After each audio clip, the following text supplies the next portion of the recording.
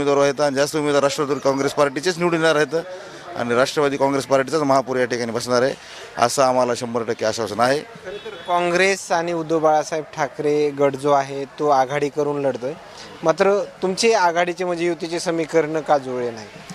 आमच्याकडे राष्ट्रवादी काँग्रेस पार्टीकडे बरेच जण कार्यकर्ते होते, आमचे नगरसेवक जास्त प्रमाणामध्ये या ठिकाणी अगोदरच होते. त्यामुळे असं मला वाटते, मी त्याच्यावर भाष्य करणं योग्य नाही, पण मला असं वाटतं की जे नगरसेवक निवडून आहेत त्यांना डावलून दुसऱ्याला कसं काय करता येणार, देता येणार उमेदवारी असं मला वाटतं. आणि काँग्रेस आलं आणि मशालचं झालं उबटाचं, तर त्यांना उमेदवार भेटत नसल्यामुळे त्यांनी ॲडजस्टमेंट करून कुठं 2 मशाल, कुठं 3 मशाल, कुठं 1 पंजा असे उमेदवार या ठिकाणी दिलेले आहेत. त्यामुळे त्यांना कुठल्याही प्रकारचे उमेदवार या ठिकाणी भेटले नाहीत. आणि खरं तर परभणीमधील जे काही अडचणी आहेत, धुळेची समस्या मोठ्या प्रमाणामध्ये या ठिकाणी आहे, बऱ्याच ठिकाणी रस्ते नाहीत.